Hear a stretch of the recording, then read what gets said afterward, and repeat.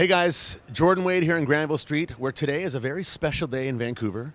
It's an event known as Doors Open Vancouver, where 20 of our city's most recognizable cultural, civic, and historic institutions open their doors to the public so we can learn about how they're designed and see what's happening inside. The first one we're going to start off with right now is a bit hard to get into unless you've got a very expensive ticket to the symphony.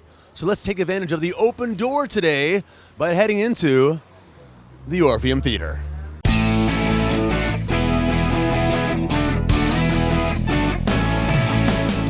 We're here in the Orpheum, an iconic Vancouver venue as part of Doors Open Vancouver today. Can you tell us a bit about the history of this place? Yeah, the Orpheum was built in 1927 as a vaudeville house. Whoever remembers what the vaudeville used to be, then became a movies house. And in the 70s, it became part of the City of Vancouver's theatre scene and became a home of the Vancouver Symphony Orchestra. It's just beautiful in here. I mean, the architecture is exquisite. Could you describe a little bit about how the upkeep is kept to make this place just so immaculate?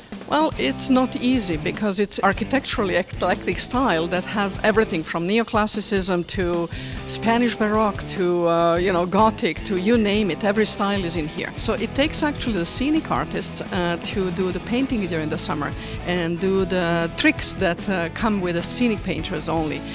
Then there are about 160 chandeliers. They are all crystal from Bohemia, so they are original from the 20s. The light bulb exchange is quite a process too, so it takes many people to change the light bulbs here too. What is it about the Orpheum that just makes it so iconic? I guess it's the history and so many stars that came through. It's a temple of art here and culture. It's great to be here in this facility, a facility that's normally locked up most of the year to the public. So you can tell us a bit about what actually happens here at the Neighbourhood Energy utility. Yeah, so the Neighbourhood Energy utility, it heats all the buildings in the Southeast Falls Creek neighborhood. So it's basically providing heat and hot water to the neighborhood. It's really, really cool because what we're doing here is we're taking waste heat that's present in sewage and we're recycling that back into the neighborhood. So we get about 70% of all the heat for these buildings comes from sewage that would otherwise go down the drain.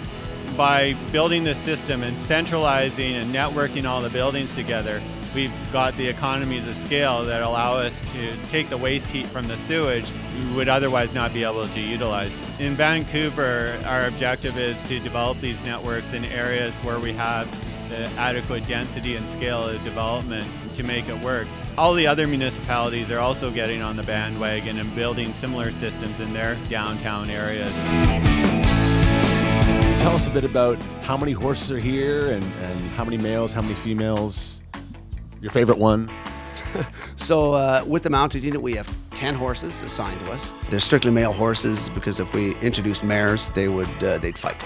They'd fight over them. Each of us are assigned a couple of horses to our in-house training officer, who is actually part of the mounted unit, and we ride them mostly a couple of times during the week each. Some of the horses we're out with every day. Some of the other horses we're out with only a couple of times. And each of the horses is assigned to us depending on our riding skill. And what would you say the response has been like today from the public here at Doors Open Vancouver? There's probably been upwards of 1,000 people have come through. The last sitting here, there were about 20 people, but the two previous, the 2 o'clock and the 3 o'clock sitting, literally standing room only. Having the community come and have an opportunity to see a police officer as just a person is very rewarding for me.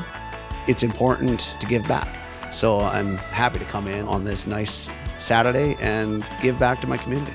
As the sun sets on the first inaugural Doors Open Vancouver, we can reflect on a great day that was both educational and exciting to experience what was going on behind closed doors.